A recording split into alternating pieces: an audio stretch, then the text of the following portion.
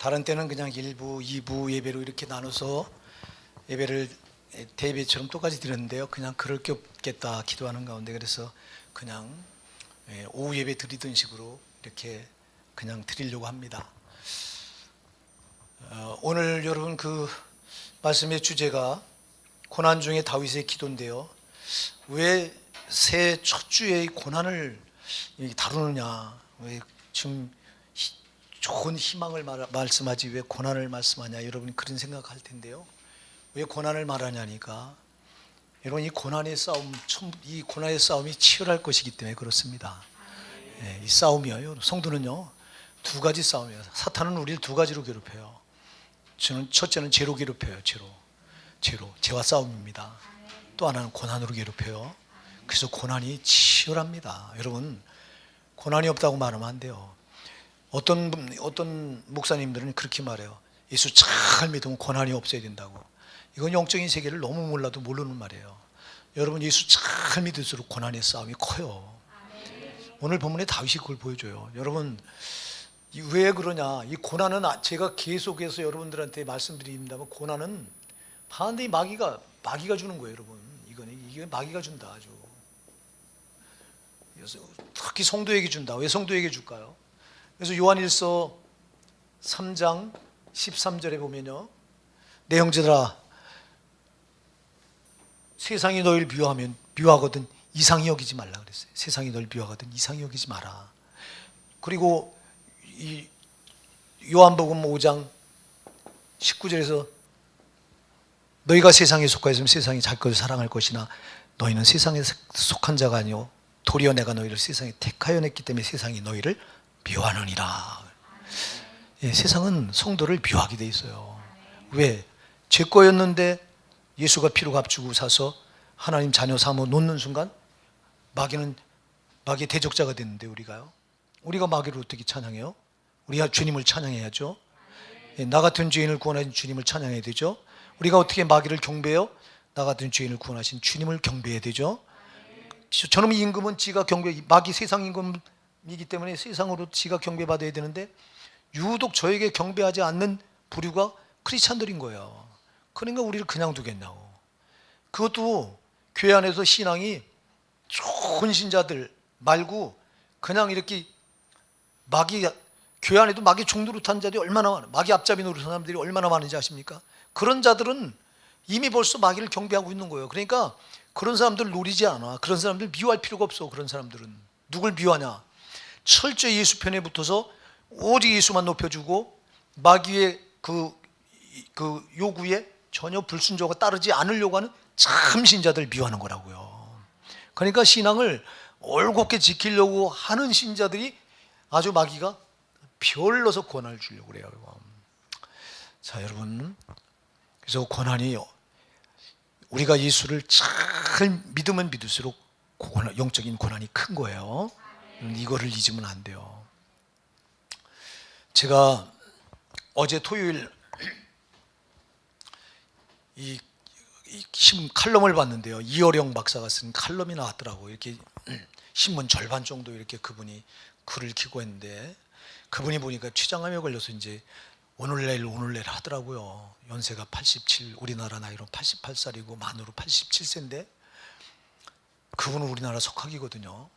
양주동 박사가 석학이었는데 그분이 구호대사전 쓰신 양주동 박사가 돌아가시고 그 뒤를 이은 석학이 지금 이어령 교수예요.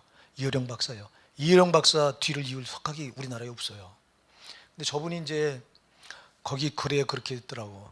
내가 이제 자기 이 방사선 치료를 안 받는데요. 암 치료 이게 항암 치료를 안 받는다. 왜 안 받냐? 그 항암 치료 받으려면 거기 쏟는 시간이 너무 아까워서 자기는 어떻게 끝을 잘 마무리할까 여기에 치중하느라고 거기 항암 치료 받을 이 여력이 없다. 자기는 내가 여기서 어떻게 깨끗하게 이 생을 마감해서 족적을 남길 것이냐 거기에 몰입하고 있다고 하면서 기고해 했는데 그분이 이제 쓴 글 첫머리에 뭐가 나오냐니까 이런 글이 나와요. 이제 햇빛이 쫙 내리쬐는 그 텐마루에 겨울이죠. 지금 이 겨울은 양지를 따라가게 돼 있거든요. 양지. 그 양지 바른 텐마루에 이렇게 앉아서 발톱을 깎는 거예요. 이렇게 발톱을 발톱을 깎다가 눈물이 한 방울이 발등에 툭 떨어지는 거예요. 왜 떨어지나 봤더니 발톱을 깎는데 보니까 발톱이 새끼발가락 발톱이 뭉그러져 가지고 멍이 들고 아주 뭉그러져. 여러분 저도 보니 상당히 뭉그러져 있고 여러분도 그럴 거야 아마. 그걸 딱 보는 순간 80 인생의 모든 그 인생의 짐을 짊어지고 나를 여기까지 끌고 오느라고 이 발가락이 닳고 그 고난 속에서 닳고 달아져서 새까맣게 멍이 들고 흔적이 그냥 이 다른 그 모습 뭐라고 거기서 말하니까 야 나는 왜 이제야 너를 발견하니 그래요. 왜 나는 이제야 너를 발견하니. 그게 자기 모습인 거예요. 이제 인생을 살아오면서 그 세파에 시달리라고 그 인생의 고난을 무게를 짊어지고 그 비틀비틀거리고 살아온 자기의 모습. 그 이제 마지막 암에 걸려서 이제 이 세상을 얼마 있으면 떠나야 되는 자기의 모습이 돌아오니까 그런 거예요. 그이는요, 제가 그 고등학교 때부터 그분 책을 참 많이 읽었고 많이 좋아했어요. 그분은 책마다 나라 사랑이 다 배있어요. 아주 애국자예요, 애국자. 그분 애국자. 그분이 그래도 그 글 가운데 이런 말을 했더라고요. 자, 피 흘린 시대가 있었다. 피 흘리는 시대. 또 땀을 흘리는 시대가 있어. 땀. 피 흘리는 시대는 우리가 잘 아는 대로 여러분이 일제 36년 강점기에 나라를 지켜내기 위해서 많은 이들이 피를 흘렸잖아요. 6.25 전쟁 때 저 북한으로부터 침략을 받아서 나라를 지키기 위해서 이 6.25 전쟁 때 전쟁 시대죠. 이제 전쟁 시대. 지금은 여기 신세대는 전혀 모르지. 나는 알아 그래도 조금.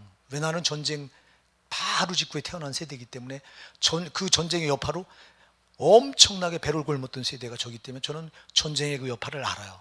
그러나 여기 젊은 세대는 모르지. 이때는 피 흘리는 시대였어요. 이때 전쟁이 끝나고 피 흘려서 나라를 지켜냈는데 전쟁의 피어 속에서 나라가 기울어져서 먹고 살기 얼마나 어려웠어요. 그러니까 나라를 일으키려고 이제 나라를 일으키려고 땀 흘리는 시대가 돌아오는 그게 바로 산업화 시대예요. 박정희 대통령이 정권을 잡으면서 이제 그때 새마을 운동하고 막 경제 산업화 운동을 일으키고 하면서 얼마나 많은 일이 땀 흘렸습니까, 여러분? 땀 흘린 정도 여러분들은 이해 못해요.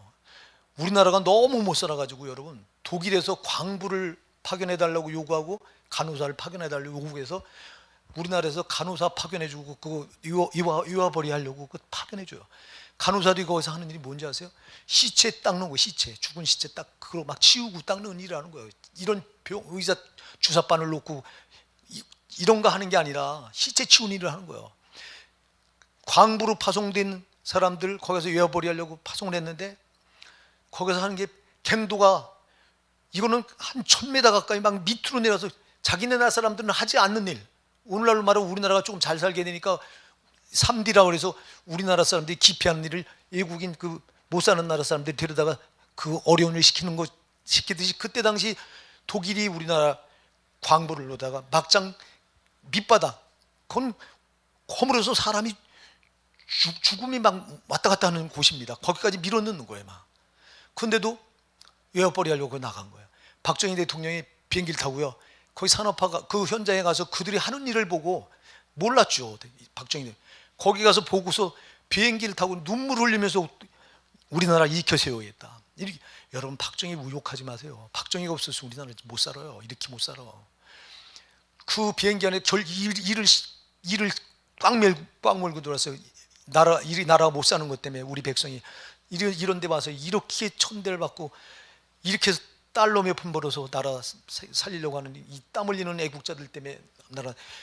그래서 그이가 비행기에서 결단하고 돌아와서 바로 이렇게 새마을 운동을 이거 산업화가. 그래서 외국에 차관 구걸하다시피 했습니다. 누가 빌려줍니까? 가난한 나라. 구걸하다시피 막 발을 진짜 대통령이 가서 빌다시피 해서 그 독일 그때 돈 빌리러 간 겁니다. 돈 빌리러 갔다가 그 광부들 간호사들 하는 걸 보고 비행기에서 내내 눈물을 펑펑펑 흘리고 들어와서 결단해서 나라를 일으켜 세운 거예요. 이게 독재하는데 독재 안 했으면 우리나라 이렇게 그때 당시 시대 당시 독재 안 했으면 이렇게 못 일었어요, 여러분. 지금같이 서로 잘났다고 이렇게 이거 어림도 없어요. 어쨌거나 이때가 땀 흘리는 시대였어요. 땀 흘리는 시대. 근데 이분이 또 하나 흘려야 될 게 남았다 그래요. 뭘 흘려야 될까요? 눈물을 흘리는 시대다. 이제는 눈물을 흘려야 되는 시대다 그래요. 지금 이 시대가 바로 눈물을 흘려야 되는 시대라는 거야. 여러분, 우리 기독교인들은 진짜 눈물 흘려야 돼요. 나라가 여러분 보세요. 지금 지적을 했더라고. 두 가지 때문에 눈물을 흘려야 된다. 지금 코로나 때문에 온 백성이 여기 피폐해서 힘들어하는데 이 코로나 저항할 힘이 없지 않냐 우리가. 응? 또 하나 지금 나라가 국론이 분열돼 가지고 어쩌다 나라가 이렇게 살아. 여러분들이 댓글 들어가 보십니까? 여러분 지금은 안 돼. 가끔 들어가 봐야 돼. 가끔 댓글을 이렇게 들어가 보면요, 아수라장이야 아수라장. 서로 네 편 나눠 갖고요 상대방을 증오합니다. 그 증오, 여러분 댓글이 증오가 막 달립니다. 어쩌다 이 조망만한 나라에서 이렇게 이 국민이 네 편 갈라져 가지고 지금 그래서 이걸 봉합하고 이거를 이 시대가 지금 눈물을 흘려야 되는 시대다. 그이가 거기다 그러다 그렇게 기고했더라고. 나는 이 세 가지를 보면서요, 피 흘리는 시대, 땀 흘리는 시대, 지금은 눈물을 흘려야 되는 시대, 다 보니까 하나같이 이 역사가 뭐냐니까 고난의 역사예요. 이게 피 흘릴 때도 고난이 따르잖아요. 땀 흘릴 때도 고난이 따르잖아요. 눈물 흘릴 때는 고난이 안 따릅니까? 고난이 따르지. 그래서 인생의 역사는요 고난의 역사인 거예요. 여러분 잘났다고 말할 게 없어. 예? 그래서 시편 90편 10절에 모세가 뭐라고 그랬어요? 우리 연수가 70이요 강건한 80이라도 그 연수의 자랑은 수고와 슬픔뿐이요 신속히 가니 우리가 날아가나이다. 연수의 자랑이 뭐라고요? 수고와 슬픔뿐이요 고난이라는 거예요. 고난. 인생은 어차피 이렇게 고난의 역사입니다. 그런데 우리는 너무도 감사하게 내가 이렇게 안고 있는 고난을 떠맡길 대상이 있잖아. 감사하시기 바랍니다. 여러분, 세상의 불신자들은 이 고난을 떠안고도 자기가 끌어안고 자기가 무슨 수리가 해결하냐. 근데 우리는 감사하게도 고난을 떠맡길 대상이 있어요. 주님 뭐 때문에 이 땅에 여러분 인간의 몸을 입고 오셔서 그 십자가에서 살찌고 피 흘려 죽어주셨어요. 그리고 마태복음 11장 28절 수고하고 무거운 짐 지라 다 내게로 오라 내가 너희를 쉬게 하리라. 할렐루야. 우리의 수고의 짐, 무거운 짐을 다 맡아주시려고 오셨다고요.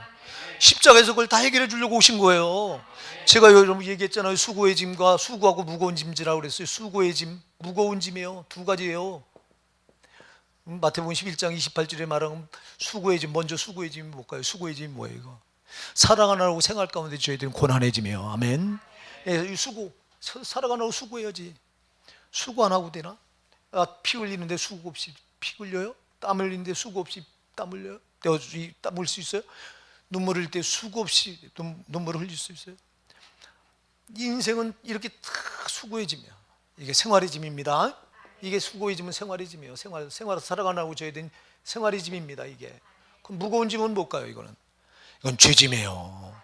태어나면서부터 어머니 모태로부터 이 아담의 원죄를 물려가지고 이제 감당해야 될 이게 죄짐. 죄짐을 우리가 무슨 수로 해결해요? 생활의 이 무거운 짐을 우리가 무슨 수로 해결해요? 근데 주님 말씀하고 계세요. 수고하고 무거운 짐이야 다 내게로 오라. 내가 너희를 쉬게 하리라. 우리를 쉬게 하려고 오셨어요. 고난의 짐을, 이 생활의 무거운 짐, 죄의 무거운 고난의 짐을 다 주님이 담당하시기 위해서 이 땅에 오셔서 십자가에서 살찌고 피 흘려서 담당해 주셨어요. 여러분, 내가 예수 믿었다는 거 감사하시기 바랍니다.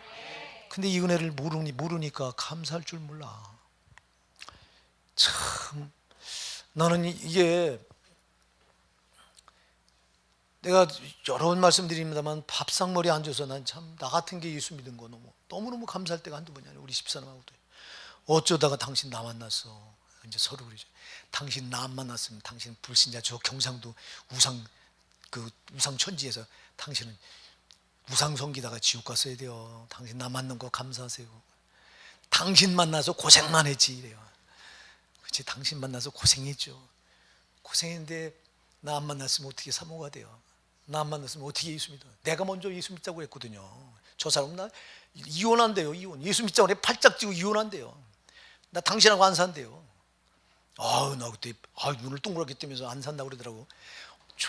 저 사람 나 엄청 좋아서 바지가랑이 붙들고 막 늘어지고, 당신 없으면 안 된다고 이러는 사람이 예수 믿자니까 돌변했는데, 야, 난 그래서 그때 마귀가 있구나. 이게 마귀가 그렇게 사랑한다고 당신 아니면 안 된다고 하던 사람이 갑자기 예수 믿자니까 이혼하재요, 이혼. 그러니 나 아니면 저 사람 진짜 예수 믿겠어요? 그러니까 내가 또 자랑하면서, 근데 또 나중에 또 내가 살짝 교만이 들어서 그런 거죠. 이제 나중에 또 그래요. 야, 당신도 그렇고 나도 어쩜 이렇게 복을 받았냐, 어쩌다 예수를 믿었냐. 최고의 복이에요, 여러분. 세상에 수고의 짐은 그렇다고 저도 이 죄짐을 어떻게 처리할까요? 이걸 지고 심판대 앞에 서는 순간 우리는 지옥 판결을 받아서 영원한 저 지옥 형벌을 못 면할 자가 저와 여러분인데, 참 여러분, 나 같은 죄인의 이 죄짐, 나 같은 이 정말 연약한 자의 수고의 생활의 짐을 감당하시기 위해 오신 예수님 찬양합시다. 그 예수님밖에 무슨 소망이 있냐고. 근데도 예수 믿는다고 말하면서 예수님 제쳐놓고 교만을 떨어만. 참 우리가요, 순식간에 또 저 더러운 원수한테, 마귀한테 덫에 걸려가지고 잘났다고. 잘난 게 어디 있어. 우리가 참 근데 잘났대요. 여러분, 정말 하나님의 이 예수님의 은혜를 알면요, 잘났다고 고개를 못 들어요. 우린요. 그렇지 않으면 우리가 뭘 잘난 게 있어요. 여러분, 우린 죄 가운데 살다 이 생활의 수고의 짐, 무거운 짐, 죄짐 지고 허덕허덕거리고 살다가 죽어보니 지옥 형벌인데 뭐가 잘난 게 있나고. 아무것도 잘난 거 없는 거. 죄악 덩어리 나 같은 것 때문에 주님이 오셔서 내 죄를 처리해 주시고 내 생활의 짐까지, 수고의 짐까지 내가 떠맡겠다고 말씀하신 그 주님이 잘난 거지, 내가 뭘 잘났나고. 근데 우리는 주님을 쏙 빼놓고는 지가 잘났대요. 지가 했대요. 잘한 건 지가 했대요. 아니요, 잘한 건 주님이 잘하신 거고요, 못한 건 주님 제쳐놓고 내가 해서 못한 거예요, 여러분. 그래서 지금 저는 그 사역을 하면서 내가 못했잖아요, 여러분. 지금 제가 사역이 25년이 넘었어요. 지금 지난번에 24년 숫자를 잘못했다고, 우리 집사님. 1995년 7월에 개척을 해서 7월 8일에 개척했으니까 여러분, 그럼 25년이에요. 25년이 지났어요 벌써. 금년 21년이네. 그럼 26년째 접어드는 거예요. 그럼 25년을 해놓고 사역의 결과를 보니까 너무 아무것도 한 게 없는 거예요. 그렇잖아요.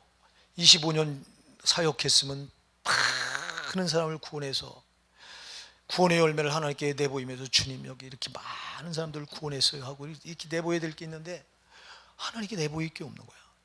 난 지금도 기도하면 크게 회개가 나와요. 주님, 정말 이 불충한 종이 하나님 앞에 해놓은 게 너무 없어서 정말 하나님 나에게 잘못했습니다. 하나님께 내어드릴 열매가 없습니다.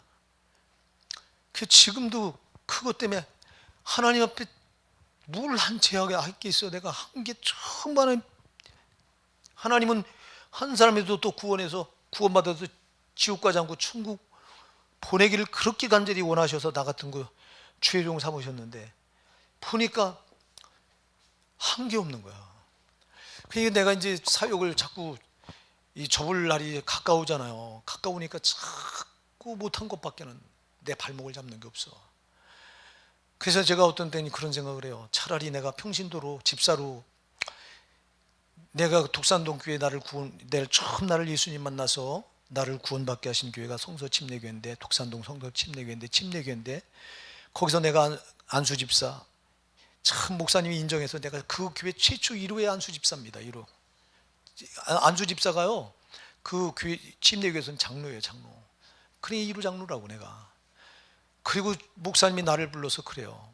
집사님, 나는 집사님이 있어서 목회를 해요. 지금 우리 집사님 들었다고. 그때 교만이 머리까지, 야, 내가 엄청나게 하나 보다. 엄청나게 하긴 뭘 엄청나게. 그래서 어떤 때는요 그런 생각을 해요. 차라리 내가 집사로 충성을 했더라면 하나님 앞에 받을 벌이나 참 적을 텐데, 이런 게 나를 딱 발목 잡을 때가 얼마나 많은지 몰라요. 집사로 여러분 충성했다면 내가 영혼 구원한 열매는 하나님 앞에 내가 이렇게 안내 보여도 드릴 거 아니야. 안내 보여드려도 될 거 아니에요. 근데 그걸 내보여드려야 되잖아. 그러니까 내가 그런 생각할 때 참 많아요. 내가 평신도를 근데 그거 내가 하고 싶어서 하나? 하나님이 이 길을 밀어넣으려고 나를 부르는데 참 가련하게도 부르시더라고요. 주님이 버팅기고 안 가면 또 부르고 결국 뒤지게 매를 얻어 터지고 이 길을 왔는데요. 내가 소명을 받고 보니까 한 6, 7년을 뒤로 밀어놨어요. 6, 7년을. 내가 소명을 받았을 때 하나님 앞에 그냥 부름 받았다면요, 나는 큰 목회했어. 나는 알아요. 그걸 왜 아냐? 기도만 하면 다 버리고 따라오래요. 다 버리고. 우리 집사람한테 얘기하니까 여보 갑시다. 순종 안 하다가 그 옆에 보니까 돼지게 매 맞고 다 뺏겨 거지가 돼서 가는 거, 저 사람은 그런 걸 알더라고. 나는 다 뺏기고 가지 말고 갑시다 그래요. 근데 나는 그때 돈이 욕심이, 나는 돈이 한이 맺힌 사람, 나는 어디서 상처가 있기 때문에 다른 사람보다 내가 잘 돼야 된다고 하는 강박관념이 나를 사로잡았습니다. 그래서 공부를 해도 뭘 해도 난 앞장서야 된다고. 그런데 돈이 벌리는 거예요. 돈이 벌려요. 돈이 벌리는데 기도만 하면 오래요. 버리고. 이걸 어떻게 버려? 벌리는데. 예? 그니 우리 집사람은 가자는 거예요.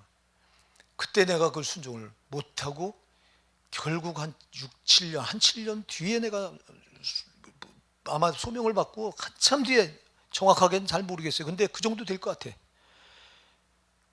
두 번째 소명 받고도 내가 너를 지명하면 너는 내 것이라고 하는 이사야 43장 1절 그 소명을 받고도 2년 뒤에 내가 순종을 했어요. 왜?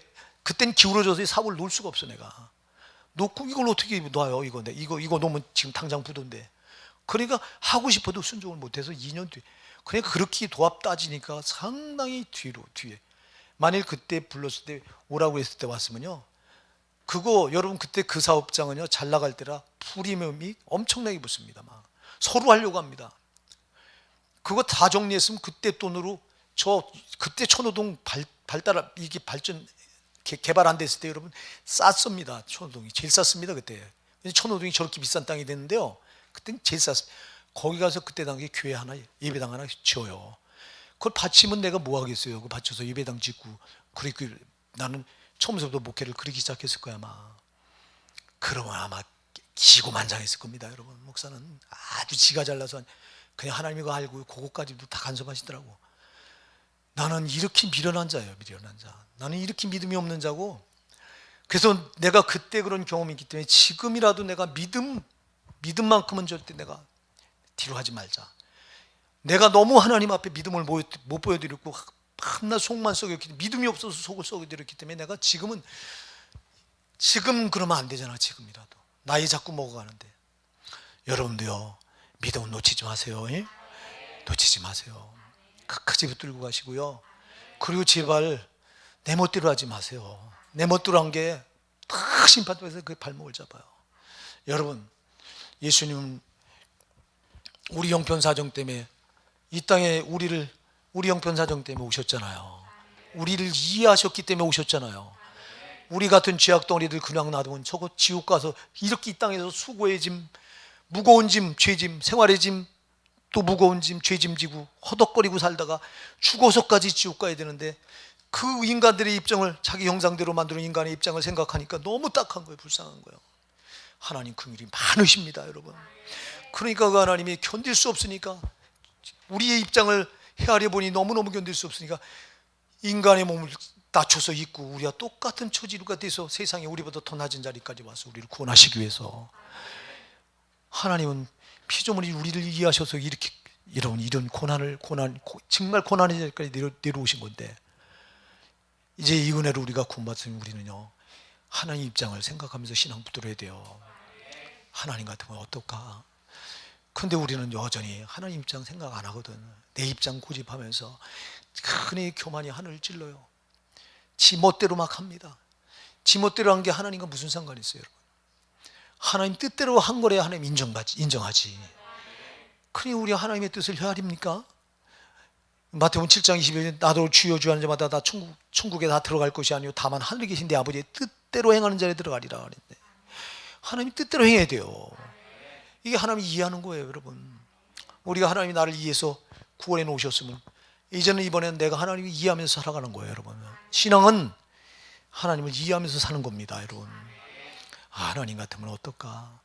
내가 이 상황에서 여러분 기도할 때도 내가 이런 기도하다가 하나님 같으면 이럴 때 뭐라고 어떻게 하실까? 하나님 입장에 대해서 생각하셔야 돼요, 여러분. 근데 우리는 자꾸 밤낮 내 입장에서 생각해서 하니까 다 하는 게 죄야. 잘 기억하세요. 그리고 나는 잘한다는 거야. 내 열심으로 내 입장에서 하나님 입장은 제쳐놓고 내 입장에서 열심을 내고는 잘한 거야. 나는 내가 볼 때 잘한 거야. 근데 하나님 앞에 그건 더 큰 죄가 되는 거야. 계속 죄만 쌓아나가는 거야. 사랑하는 여러분, 우리가 정신 바짝 차리고요. 자, 우리가 이 고난에 대해서 지금 얘기를 하는데요.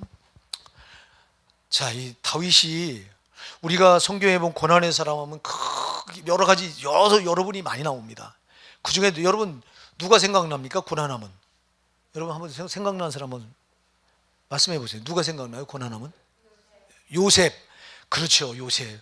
참 고난 무지하게 받았죠, 요셉이요.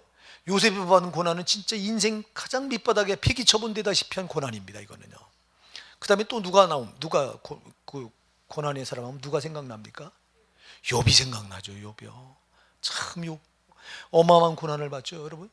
그 있는 거 다 뺏기고 몸뚱아리 하나 남았는데 그 몸뚱아리까지 악창이 나서 발끝부터 정수리까지 악창이 났다고 그랬어요. 성한 데가 없었어요. 참 그 어마어마한 고난을 받은 욥. 또 누가 오늘 본문에 나온 다윗. 고난의 사람 하면 또 하나 더 꼽으라면 누가 있을까요? 신약에서 바울. 누구 때문에 받은 고난이에요? 전부 주님 때문에 받은 고난이에요, 여러분. 주님 때문에, 나 때문에 받은 고난이 아니에요. 자, 여러분, 이 다윗도요. 참 다윗이 여러분 왕이 돼서 받은 고난은요, 그가 왕이 돼서 받은 고난은 자기 죄 때문에 받은 고난이에요. 자, 여러분, 고난은 크게 두 가지가 있어요. 죄가 없는데도 오는 고난이 있어요. 또 하나는 죄가 있으면 반드시 고난이 따라와요. 아멘 하세요. 여러분, 죄가 있으면 반드시 고난이 따라와. 제발 죄 짓지 마. 죄 짓고 여러분이 편안할 생각하지 말라니까. 왜 그러냐? 죄를 지면, 자, 우리는 마귀와 원수인데, 원수지간인데 마귀는 우리를, 네가 나의 원수니까 나를 노리는데 왜 우리를 해보지 못하냐니까. 성령이 우리를 산을 쳐서 지켜 보호하셔요. 성령 그거 하려고 오셨기 때문에, 구원받은 자를 자기가 지키려고 오신 거예요. 아멘. 지키고 보호하시고 인도하시려고 천국까지. 그래서 성령이 우리를 밤낮 지키고 있기 때문에 요놈은 원수된 나를 어떻게든 해보려고 하는데 성령이 지키셔서 꼼짝을 해 못합니다. 그런데 우리가 죄를 딱 짓잖아요. 죄를 짓는 순간 죄를 짓는 고난, 이 권리가 마귀한테 딱 넘어가요. 죄를 짓는 자는 마귀에게 속하나니. 요한일서 3장 8절. 그냥 마귀에게 속해버려. 그냥 마귀가 기다렸다가 자기 원수를 노렸는데 죄를 짓는 순간 자기 손아귀에 딱 뚫어버리네. 그냥 두겠어요? 그냥 안 두겠어요? 그냥 안 두지. 그래서 죄를 지은 성도에게요, 고난이 반드시 따르는 거예요. 여러분들이 죄를 짓고도 고난이 안 따른다면 내가 사생자라고 생각하면 돼요. 구원받지 않은 자요. 아니면 버린 자거나. 히브리서 12장 8절 말하죠. 응? 매는 다 누구나 맞는 것이거늘 너에게 이 징계가 없으면, 징계는 다 받는 것이거늘 징계가 없으면 너에게 징계가 없으면 너는 사생자의 친아들이 아니니라 그랬어요. 여러분이 죄를 졌는데도 고난이 안 따른다 그러면 여러분은 나는 사생자다. 무서운 말이에요, 여러분. 무서운 말이라고. 그래서 여러분이 죄 지면 고난이 따라오면 여러분 사생자가 아니야. 나는 하나님의 친아들이기 때문에. 여러분, 내가 내 친아들이 잘못된 길로 가는데 그걸 그냥 둘 부모가 어디 있어. 매를 때려서도 잡지. 남의 자식이 잘못된 길로 가는데 너 매들 그 이상한 부모가 어디 있어. 남의 자식인데 못 건들지. 하나님도 똑같습니다. 마귀 자식이기 때문에 놔두는 거예요. 근데 내 자식이 잘못된 길로 가면 어떻게 될까요? 다루시지. 그래서 고난이, 우리가 죄를 짓고서 잘못된 길로 가는 거기 때문에 반드시 하나님 고난의 매를 드시는 거고, 마귀는 너 잘 걸렸다, 이때가 기회다고 고난을 주는 거예요. 그래서 죄 짓지 마세요. 그래서 다윗이 왕이 돼서 받은 고난은 그가 죄를 져서 온 고난이 대부분이고요. 그가 왕이 되기 전에 받은 고난이죠. 약관의 나이에 18살의 나이에 이제 전쟁터 나갔다가 골리앗을 때려 죽이고 돌아오는 길에 이스라엘, 그때 이미 전쟁터에 나갔을 때는 사무엘 선지자가 다윗의 머리에 기름불을 부어서 장차 사울 왕 다음에 왕이 될 것이라고 예견한 때입니다. 그때 전쟁터에 나갔다가 아버지 이세의 심부름으로 형들 3명이 전쟁터에 나가 있었잖아요. 그 가서 형들 잘 있나 안부를 알아보고 오라고 심부름 갔다가 세상에 블레셋 적장 골리앗이 밤낮 나타나서 너희 중에 나와 대적할 자가 있으면 나와보라고, 너희가 만군의 여호와 이름으로 말하는 졸개들이냐고 하나님의 이름을 모욕하니까 다윗이 그 18살 나이에 세상에 의분이 치밀러 올라서 저 개 같은 자가 누구한테 감히 사신 하나님을 모욕하느냐고, 내가 저걸 해보겠다고 나가서 단칼에 물맷돌 한 개로 정중앙 여기 인중을 맞춰서, 여기가 인중입니까? 여기 인중은 여기 아니야? 여기 맞춰서 미간 여기를 맞춰가지고 한 방에 쓰러뜨리죠. 그리고 다윗 골리앗이 차고 있던 칼을 빼서 그 목을 잘라버리잖아요. 그리고 돌아오니까 이스라엘 여인들이, 여러분 이제 개선해서 돌아오니까 이스라엘 여인들이 총련나무까지 꺾고 들면서 팍 찬양을 하는데, 사울이 죽인 자는 천천히요 다윗이 죽인 자는 만만이라 그러니까 사울 왕이 듣고 있다. 야, 이게 만만이라고 하니 저가 얻을 게 나라밖에 뭐 있냐. 그래서 이때부터 다윗을 아주 죽이길 작정하고 괴롭힙니다. 10년을. 그래서 이 다윗이 왕이 되기 전에 받은 고난은요, 잘못해서 받은, 죄가 있어서 받은 고난이 아니라 아무 죄도 없이 받은 고난이야. 근데 나는 이게 숙제가 안 풀렸던 거예요. 왜 하나님이 저걸 그렇게 허락하셨을까? 죄도 없는데, 죄가 있다면 권리가 마귀한테 넘어갔기 때문에 그건 뭐 당연히 고난 받는 게 당연한 건데 왜 죄가 없는 다윗이 저걸 받? 근데 숙제가 나중에 풀린 거야. 어느 날 기도하고 말씀을 읽다 보니까 말씀 가운데 깨달음을 줘요. 여러분, 다윗이 누구예요? 예수 그리스도가 누구의 혈통을 타고 와요? 다윗의 혈통을 타고 와요. 저놈의 마귀는 너무 말씀을 너무 잘 알잖아요. 구약의 선지자들이요, 다윗의 후손으로 올 거를 수도 없이 성경에다 예언을 해놨어요. 그래, 마귀가 너무 잘하는 거야. 요놈은 다윗을 통해서 메시아가 올 건데, 메시아가 오면 자기는 이제 완전히 쫓겨나야 되는데, 그러니까 다윗을 제거해서 죽여야 이 메시아가 오는 길이 차단되니까 악자까지 다윗을 제거하려고 했던 거예요. 이게 그래서 고난이 다윗이 남달렸던 거야. 여러분, 잘 기억하세요. 교회 안에서요, 하나님께서 크게 뜻이 계셔서 쓰시려면요, 반드시 고난의 터널을 통과하게 하세요. 내가 여러분 사업을 통해서 엄청난 고난을 당했는데, 제가 믿음이 없으니까 그 근심하느라고 걱정하느라고 3개월 만에 8kg가 빠지더라고요. 8kg. 그냥 지금 살이 안 찌는데, 신학교 다닐 때 살이 퉁퉁했습니다, 여러분. 그때는 뭐 70kg가 넘겨 나갔으니까 항상. 지금은 64kg 나가요. 근데 엄청 빠졌죠, 지금. 예, 그때는 뭐 암 수술하고 난 이후로부터 살이 잘 안 찌는데, 근데 그렇게 쪘던 살이요, 난 그래서 뼈가 마르는 것임을 알아요. 뼈가 마르는 거. 왜? 지금 이 부도가 직전에 오늘 하루 넘어가면 또 내일이 걱정이야. 오늘 하루 넘기면, 근데 넘길 때마다 빚은 산더미처럼 쌓여가 지금 막. 예, 어음을 썼으니까 어음을 막으려면 현금화 상품을 팔아야 돈을 만들어서 어음을 막는데, 그냥 또 1,000원짜리를 1,200원 이렇게 200원 이문을 남겨서 팔면 절대 현금 안 됩니다. 그럼 1,000원짜리를 800원 깎아서 제 살 깎아 먹는 거예요. 그래야 돈이 만들어지니까, 그 어음막을 내니까. 그 짓을 하니까 하루하루 갈수록 빚은 눈덩이처럼 불어나는 거예요. 눈덩이처럼. 그러니 얼마나 근심이 되는지 세대. 우리 집사람 말도 못했고요. 진짜 나 만나서 고생 엄청 했어요. 부도 막는 건, 특히 내가 신학교 가고 없을 때 은행에서 연락이 오면 저 사람이 받아가지고 그냥 걸음이 안 떼어지는 거예요. 막 돈을 막으려고 여기저기. 그냥 아는 사람은 다 찾아가는 거예요. 막. 참, 인천에 그 장사하는 내 친구 하나가 있었는데, 그 친구 하나 붙여줘서 여러 번 부도 위기를 그 친구 때문에 넘겼어요.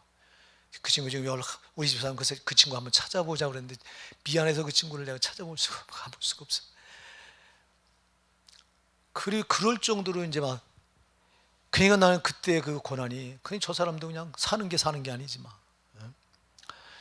참 내가 그거 생각하면 집사람 우리 집사람이 너무너무 잘해주는데 잘해주는 게 아무도 없어서 이게 속이나 안 속이려고 그래요.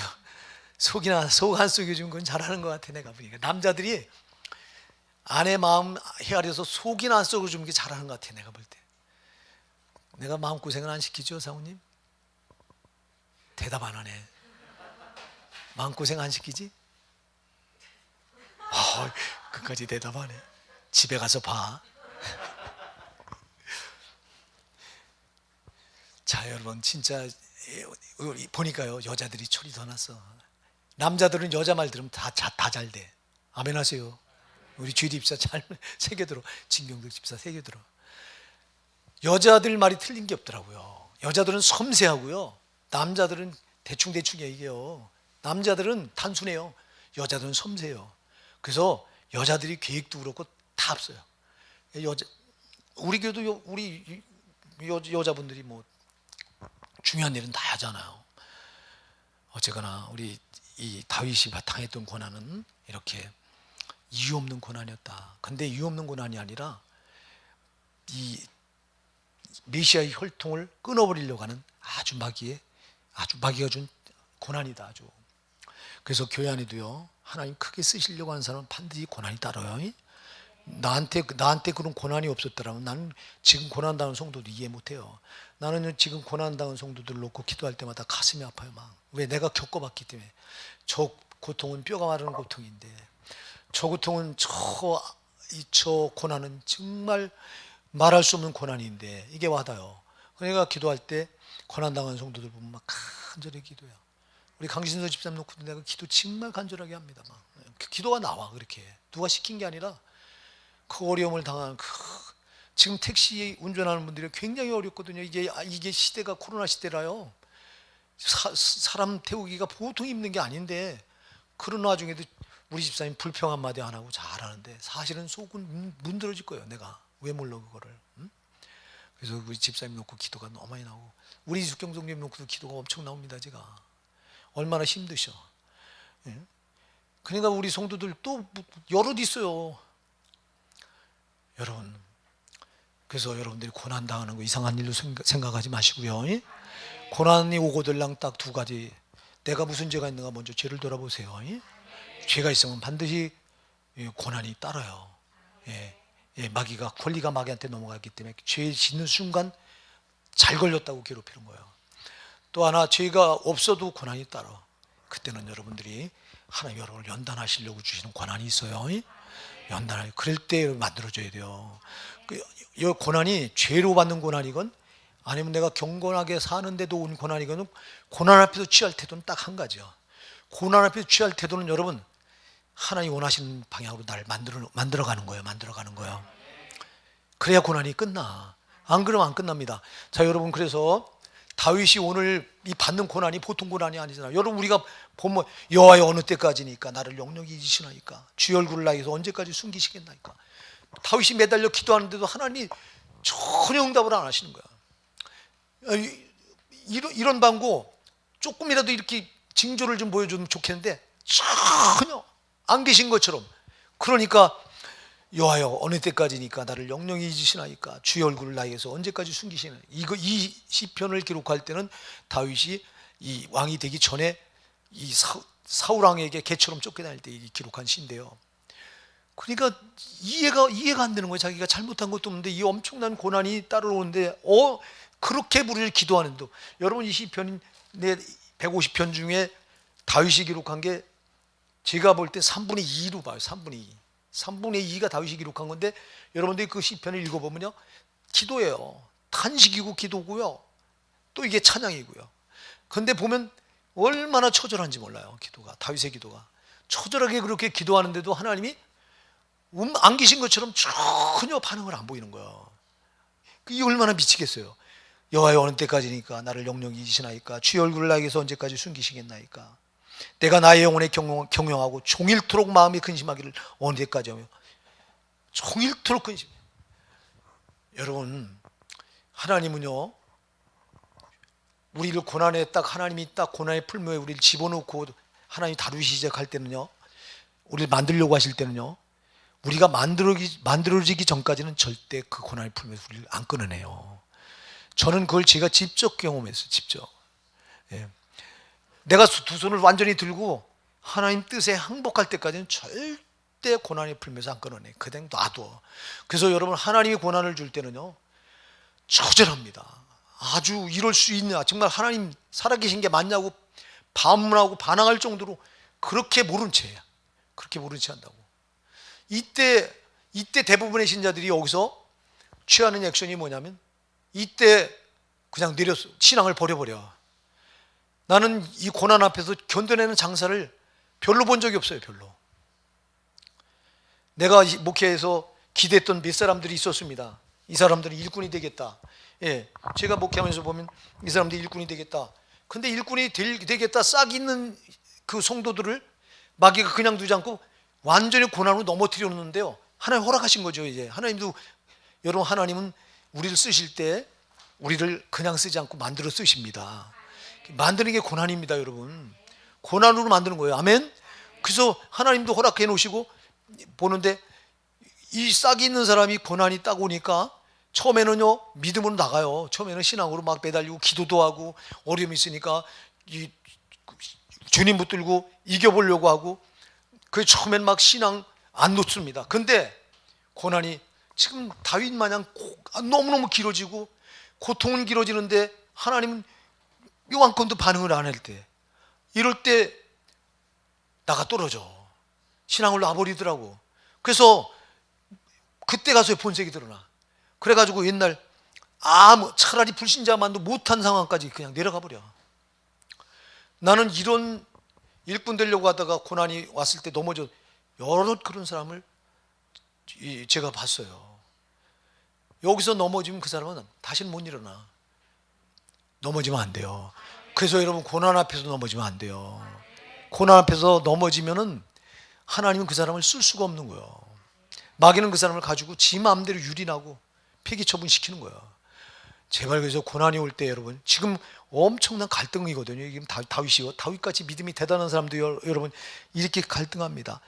특히 뭐를 갈등하냐니까, 내 원수가 나를 쳐서 자극하기를 어느 때까지 하리까. 내 원수가 나를 쳐 자랑하는 거예요. 막 봐라, 다윗 저기 믿음이 어딨냐. 하나님 다윗이 하나님 믿는다고 하나, 하나님 저거 다윗이 믿는 하나님이 어딨냐. 막 이렇게 만들어버린 거예요 지금요, 원수가. 그러니까 제일 다윗이 가슴 아픈 게, 원수가 자기를 마음대로 짓밟고 유린하고 지가 이겼다고 승리의 개가를 부르는 이걸 못 견디는 거예요. 여러분, 우리가요, 믿음 있는 우리가 고난이 와서 고난 앞에서, 자, 고난이 나를 가지고 막 힘들게 할 때, 내가 힘든 것보다 더 믿음 있는 사람들에게 더 힘든 것보다 더 괴로운 게 뭔지 아세요? 나를 통해서 하나님이 살아계심이 증거되어야 되는데, 나를 통해서 하나님이 안 계신 것처럼 내가 이렇게 만들어버렸다고 하는 것 때문에, 여러분, 이것 때문에 괴로운 거예요. 믿음 있는 사람들은요. 다윗이 지금 그런 거예요. 그런 상태까지 내몰린 거예요. 그러면서 여호와의 하나님이여, 나를 생각하사 응답하시고 나의 눈을 밝히소서. 두렵건대 내가 사망의 잠을 잘까 하며 내 눈을 좀 밝혀서, 주님, 조금이라도 주님이 나를 위해서 일하고 계신 것을 좀 보게 해주세요. 그래요. 이런 뜻이에요. 조금이라도 좀 알 수 있게 해주세요. 내 눈을 열어서. 하도 하나님 응답이 없으니까, 하도 부르짖고 기도하는데도 조금도 반응이 없으니까, 우리가 이런 상황을 욥기서 갔으면 욥도 그래요. 여러분들이 욥기 23장 18절부터 욥기서 23장 18절에 8절부터 8절로 10절에 보면요, 내가 앞으로 가는데도 그가 안 계시고, 내가 뒤를 돌아봐도 그가 안 느껴지고, 내가 옆을 봐도 좌로 보고 우로 봤는데도 그가 전혀 느낌이 없다. 그런데 10절에서 놀라운 고백을 하죠. 그가 나의 가는 길을 아시나니, 나는 그를 모르는데도, 안 만져지고 안 느껴지는데도 하나님 나의 가는 길을 아신다고 고백해요. 그가 나의 가는 길을 아시나니 그가 나를 단련하시는 내가 정같이 나오리라. 하나님, 나는 하나님이 안 느껴지고 나는 하나님을 전혀 볼 수 없는데도 하나님 나를 위해 일하신다는 거예요. 나의 나가는 길을 아신다는 거예요. 여러분, 고난 중에 갈등하지 마시고요, 하나님 살아계셔요. 하나님이 여러분을 위해서 생명까지 내주신 분이, 여러분, 내가 그런 말을 여러 번 했어요. 여러분이 괴로워할 때요, 하나님이 여러분보다 더 괴로워요. 여러분 나는 고통스러워서 막 아파하고 신음하는데 주님은 눈물을 흘리세요. 여러분이 영의 세계를 못 보니까 나를 위해서 생명을 내주신 그분이 내가 고난당할 때 나를 보고 눈물을 흘린다니까. 이 사랑을 여러분 느껴요? 고난 중에 이 사랑을 느끼기 바랍니다. 주님은 응원하는 거예요. 다윗을 이렇게 고난 중에 팽개쳐, 욥을 그 고난 중에 팽개치는 이유가 뭡니까? 하나님의 사람으로 새롭게 만들려고 하신 거 아니에요. 이렇게 안 만들어졌다면 욥은요, 이 다윗은요, 폭군이 됐어요.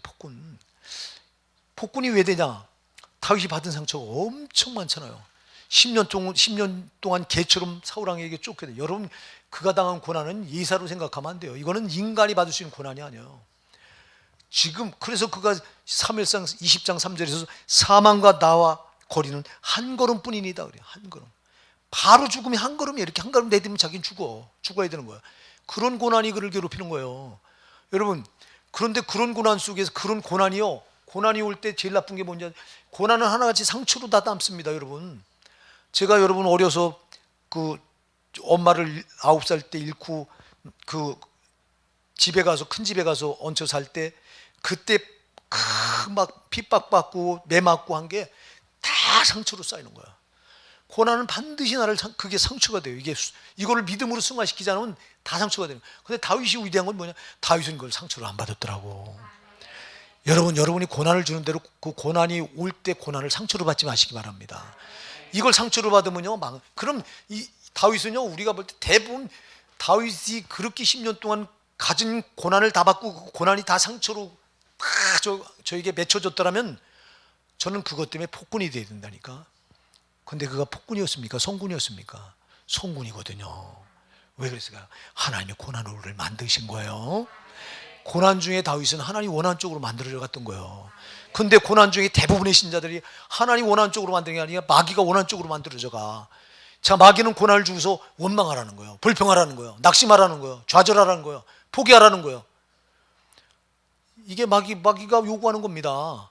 하나님은 고난을 주고 이겨내라는 거예요. 감사라는 거예요. 네가 이 고난을 통해서 너를 나의 하나님 사람으로 만들어지라는 거예요. 그런데 대부분의 이 고난이 이렇게 깊고 오랜 기간 올 때 대부분의 신자들이요, 마귀가 원하는 쪽으로 다 만들어가. 있던 신앙도 놔버리고. 이건 바보예요, 바보. 다윗은요, 영의 세계를 많이 알았던 사람이잖아요. 시편은 다 그가 선지자의 영을 받아가지고 기록한 책이기 때문에. 그래서 그는 이 고난 앞에서 자기가 취해야 될 태도가 뭔가를 너무 잘 아는 거예요. 이렇게 갈등을 하면서도, 이렇게 자기가 힘들어하면서도 그는 이 고난을 상처로 받지 않고 이거를 자기를 만드는 재료로 삼은 거예요. 여러분들이 고난이 올 때 나를 하나님의 사람으로 만들어가는 재료로 삼으시기 바랍니다. 제발 마귀가 원하는 쪽으로 만들어가지 말고. 마귀는 신앙을 포기하라는 거예요. 너 어렵지 않니? 너 뭐 그런 신앙을 왜 붙들어? 너 포기해, 너 절망해, 낙심해, 좌절해, 너 원망해, 불평해, 이렇게 하라는 거예요.